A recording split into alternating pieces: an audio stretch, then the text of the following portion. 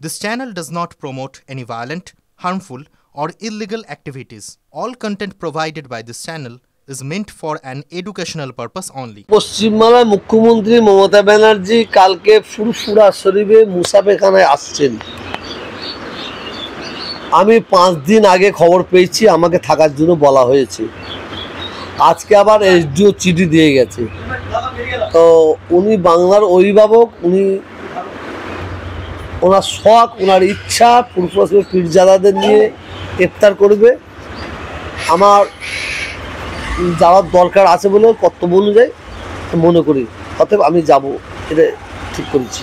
না না, বিরোধীদের কাজ করবে, এটা পলিটিক্যাল। টিএমসি বিজেপির বিরুদ্ধে কথা বলবে, বিজেপি টিএমসি বিরুদ্ধে কথা বলবে, সিপিএম টিএমসি বিরুদ্ধে কথা বলবে, টিএমসি সিপিএমের বিরুদ্ধে কথা বলবে। এদের কথা এরা সবাই চেঁচাবে, কিন্তু সিদ্ধান্তটা নেবে বাংলার মানুষ। সিদ্ধান্ত নেবে। কাউকে ইফতার খাইয়েও ভোট নেওয়া যাবে না, আর কাউকে টাকা দিয়েও ভোট নেওয়া যাবে না। মানুষ উন্নয়ন থেকে ভোট দেবে।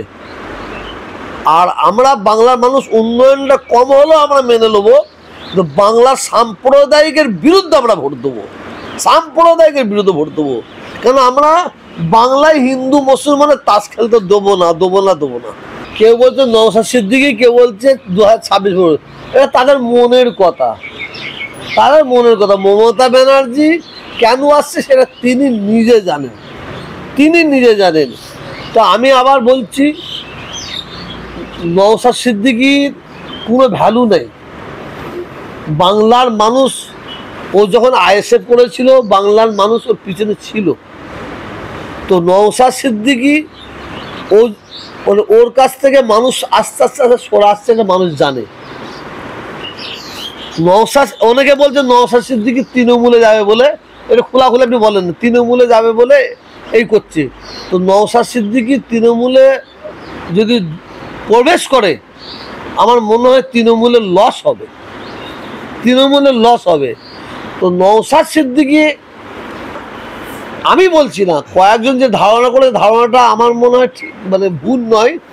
ও নওশাদ সিদ্দিকী মমতা ব্যানার্জিকে চমকে দিয়ে, না আমি ভোট তৃণমূলে যোগ দেবো না, ঠিক আছে আপনার সঙ্গে থাকবো, আমাকে 2-4টা সিট দেন, ওই সিটটা লাভের একটা ধান্দা করছে বলে মানুষ বলছে।